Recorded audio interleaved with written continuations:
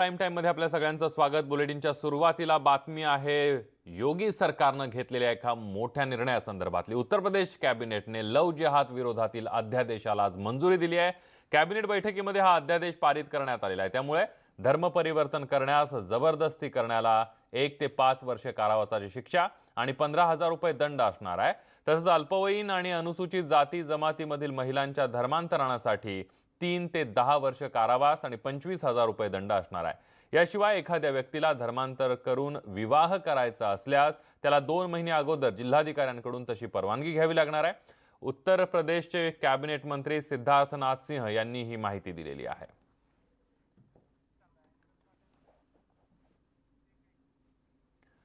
तर लव जिहादच्या कायद्याचं बिहार सरकारकडून शिवसेनेला अनुकरण करावं लागतंय असा टोला देवेंद्र फडणवीस यांनी शिवसेनेला लगावलाय।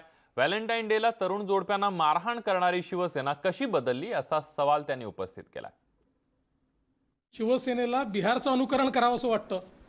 महाराष्ट्रामध्ये एवढा प्रगत महाराष्ट्र आहे, त्या प्रगत महाराष्ट्राला बिहारचं अनुकरण करावं असं वाटणं आणि तेही राऊत साहेबांना हे मोठं आश्चर्य आहे। पण एक गोष्ट आहे की सत्तेत आल्यानंतर माणसं कशी बदलतात। काल परवापर्यंत व्हॅलेंटाईन डेला देखील बसलेल्या जोडप्यांना मारणारी शिवसेना आणि 2014, 15, 16 साली लव जिहादवर त्या ठिकाणी अग्रलेख लिहिणारे राऊत साहेब आणि शिवसेना आता कसे बदलले आहेत हे आपल्याला पाहायला मिळतं। आणि याविषयी बोलण्यासाठी एमआयएमचे खासदार इम्तियाज जलील आपल्या सोबत आहेत। इम्तियाज जी, स्वागत आहे न्यूज 18 लोकमत मध्ये आपलं। उत्तर प्रदेश सरकारने एक मोठा निर्णय घेतलेला आहे, कारण लव जिहाद विरोधातील अध्यादेशाला मंजुरी मिळालेली आहे। कसं बघते एमआयएम आणि एमआयएमची भूमिका काय आहे कायद्याच्या बद्दल? मी एमआयएमच्या बाबतीत बोलण्यापेक्षा मला असं वाटतं की या देशापुढे अनेक इतके गंभीर प्रश्न आहे। पण तुम्ही बघितलं असेल, जेव्हापासून मोदी सरकार सत्तेमध्ये आली तर अशा प्रकारचे इश्यूजना सगळ्यात जास्त महत्व देण्यात येत आहे। आता तुम्ही बघा की या देशापुढे सगळ्यात जास्त संकट कशामुळे आहे, तर हे कोरोनाचा लॉकडाऊन होतं का काय, भीतीचं वातावरण निर्माण होत आहे। लोक घाबरलेले आहे की आपण आपल्या गावाला परत जायचे का नाही जायचे। आता असा इश्यूजला घेणं म्हणजे याचा अर्थ हे होतं की देशापुढे जे गंभीर प्रश्न आहे ते सगळं सुटलेले आहे किंवा मोदी सरकारने ते सगळं त्याचं निराकरण केलेलं आहे। आता मी आपले देवेंद्र फडणवीस साहेबांना ऐकत होतो, तेही एक मुख्यमंत्री राहिलेले आहे आणि ते शिवसेनेच्या वर बोट दाखवताना त्यांना हे कळायला पाहिजे की अशा प्रकारचे व्हॅलेंटाईन्स डे ला मारणारे फक्त शिवसैनिक होते असं नाही आहे। त्यांच्या जे पार्टीचे जवळचे होते, ते विश्व हिंदू परिषद असू द्या किंवा बजरंग दल असू द्या, हे यांच्याच पार्टीचे हे पिल्लू आहे ना, जे अशा प्रकारचे हे कार्य करत होते। फक्त शिवसेनेला असं बोट दाखवून चालणार नाही, तोही त्यांचेही जितके पिल्लू आहे तेही तितक्याच प्रकारचे दोषी आहे। पण मला असं हे सांगायचे आहे की उत्तर प्रदेश जेव्हा जेव्हा निवडणूक जवळ येणार आहे, कोणत्याही राज्याची असू द्या, तर अशा प्रकारचे मुद्दे काढण्यामध्ये आता भारतीय जनता पार्टीला पीएचडी झालेला आहे ते, की आपण महत्वाच्या मुद्द्यावर प्रश्न उपस्थित करू नये, इकॉनॉमीच्या बाबत आपण बोलू नाही, आपण बेरोजगारीच्या बाबत आपण विचार करू नाही, आपण शेतकऱ्यांच्या समस्या बाबत आपण बोलू नाही, आणि फक्त आता लव जिहादवर मी आपल्याला सांगतो की येणारा 8-10 दिवस, कमीत कमी 8-10 दिवसामध्ये फक्त एकच इश्यू चालणार आहे। इम्तियाजी आपल्यासोबत भाजपचे नेते अतुल भातखळकर सुद्धा आहेत। अतुलजी, देशातले सगळेच प्रश्न संपले आणि लव जिहादचा प्रश्न आता समोर आहे असं इम्तियाज जलील यांचं म्हणणं आहे। कुठेतरी राजकारणासाठी फायदा करून घेण्याचा प्रयत्न भाजपकडून केला जातोय असं त्यांचं म्हणणं आहे। नाही, इम्तियाज जलील ज्या पक्षाचे खासदार आहेत त्या पक्षाचा अजेंडा हा धार्मिक विसंवाद निर्माण करणं आणि केवळ एकाच धर्माच्या लोकांचं धार्मिक एकारलेपण वाढवत ठेवणं हे त्यांचं असतं। त्यामुळे त्यांना असं वाटणं स्वाभाविकच आहे। शेवटी नांदेड महानगरपालिकेत जेव्हा त्यांच्या पक्षाचे मॅक्झिमम नगरसेवक निवडून आले, अतुल साहेब, मुख्तार अब्बास नकवी आणि शाहनवाजला आपण लव जिहादच्या कायद्याखाली आपण त्यांच्यावर कारवाई करणार का? उर्दू भाषेत असला पाहिजे म्हणून मुख्तार अब्बास नकवी आणि शाहनवाज लव जिहादचे प्रतीक आहे या देशामध्ये, त्यांच्यावर कारवाई करणार का आपण या कायदा कानून? इम्तियाज जलील जी, तुम्ही मुख्तार अब्बास नकवी आणि शाहनवाज तुम्हाला शाहनवाज हुसैन यांच्यावर आपण कारवाई करणार का याचं उत्तर द्या अतुल भाऊ. तुम्हाला अरे बाबा तुम्हाला मदत करतो. तुम्हाला अजून एक उदाहरण देतो. सिकंदराबाद आमचे मोठे नेते होते. फक्त हे सांगा की आपण कानून आणलेला आहे, एक उदाहरण म्हणून आपण शाहनवाज हुसैन आणि मुख्तार अब्बास नक्वी यांच्यावर कारवाई करणार का? बोलणं चूक आहे हे लक्षात घ्या.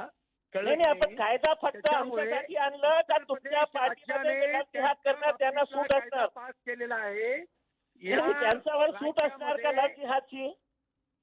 काय म्हणताय?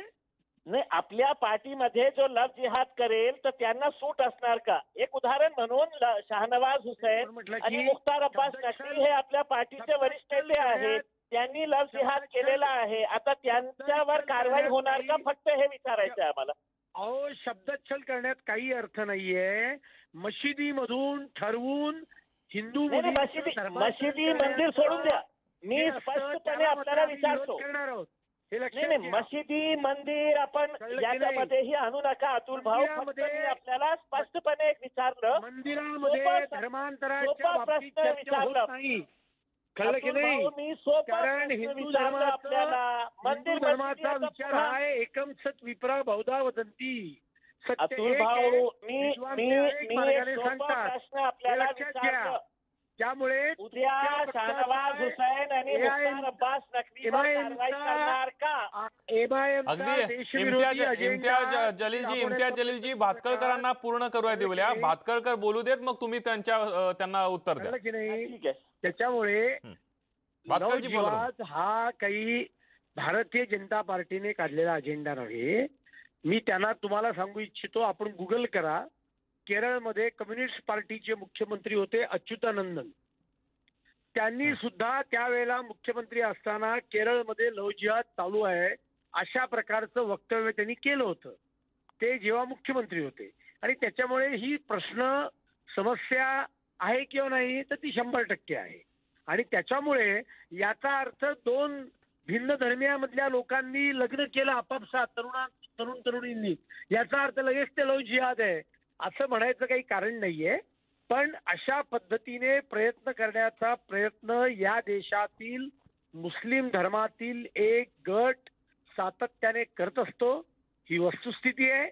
आणि अशा प्रकारे जबरीने धर्मांतर करण्याचा आणि आमिष दाखवून धर्मांतर करण्याचा कोणी करत असेल प्रयत्न तर त्याच्या विरोधातला कायदा करावा असं भारतीय जनता पार्टीचं मत आहे.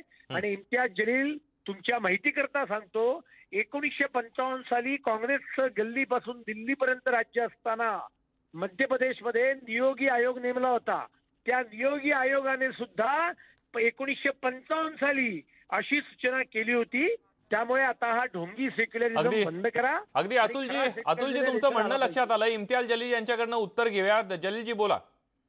नाही, मला फक्त हे सांगायचे आहे, हे दुर्दैव आहे की आज सत्तेमध्ये जे सरकार बसलेली आहे त्यांनी कधी देशाला प्रेम केलं नाही, देशाच्या स्वातंत्र्यासाठी त्यांनी काही योगदान केलं नाही, संविधानाशी त्यांचे काही देणं घेणं नाही. आणि अशा प्रकारचे कानून तेव्हा जे आणतील तर आम्हाला काही आश्चर्य वाटत नाही. मला फक्त एक सोपा प्रश्न विचारलं होतं की आपण केलं तर सगळं बरोबर, दुसऱ्यांनी केलं तर चूक. म्हणजे लव्ह करताना त्यांना असं सांगायचे आहे की नाही, म्हणजे दोन एडल्ट माणूस, एक स्त्री पुरुष किंवा हे प्रेम करत असेल तर त्यांना हे सांगायचे आहे नाही, योगी सरकारने कायदा जे दिलेला आहे ते कायदा वाचा आणि नंतर आपण प्रेम करा. मग यांचे जे दोन अगदी मंत्री इम्तियाज जलीलजी, तुमचा मुद्दा सुद्धा आहेत, लक्षात आला आणि अतुल भातखळकरांचा मुद्दा सुद्धा नेते जे लक्षात आला. आहेत, तुम्ही त्यांनी- दोन्ही नेते आपापल्या मतावर ठाम आहात. आपण बघितलं की